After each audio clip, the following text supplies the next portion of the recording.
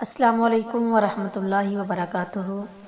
آج کا سبق ہم سورۃ البقرہ کی آیت نمبر 21 سے شروع کرتے ہیں۔ اعوذ باللہ من الشیطان الرجیم، بسم اللہ الرحمن الرحیم۔ یا ایہا الناس اعبدوا، اے لوگو عبادت کرو، ربکم الذی، تم اپنے رب کی، وہ جس نے، خلقکم، تمہیں پیدا کیا، والذین، اور وہ لوگ جو، من قبلکم، تم سے پہلے تھے، لعلکم، تاکہ تم، تتقون، پرہیزگار ہو جاؤ۔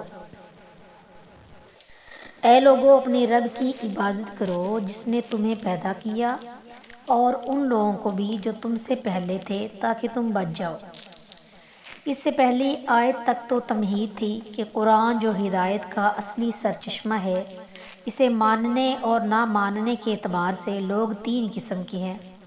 اب آگے براہ راست خطاب کے ساتھ تمام لوگوں کے سامنے وہ اصل بات پیش کی جا رہی ہے جو اس کتاب کی دعوت کا حقیقی مقصد ہے، جس کے لیے کتابیں اتاری گئیں اور انبیاء بھیجے گئے۔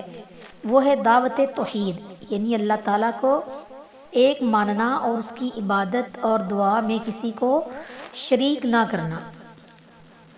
امام طبری نے ابن عباس رضی اللہ تعالیٰ عنہ سے سوبدو کا معنی بیان کیا ہے، ای وحدو ربکم، یعنی اے اپنے رب کو ایک مانو۔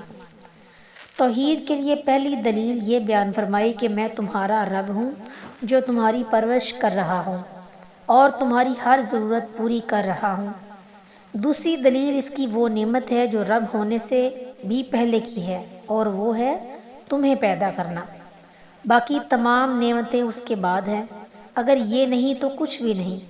قرآن مجید اس دلیل پر بہت زور دیتا ہے اور اسے بار بار دہراتا ہے، اس لیے کہ کفار بھی مانتے تھے کہ خالق اللہ تعالیٰ ہی ہے۔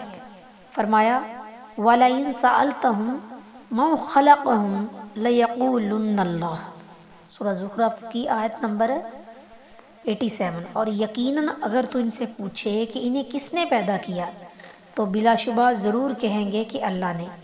لعل یہاں کی یعنی تاکہ کے معنی میں ہے، تتقون، بچ جاؤ، یعنی اللہ کی گرفت سے اور جہنم سے بچ جاؤ۔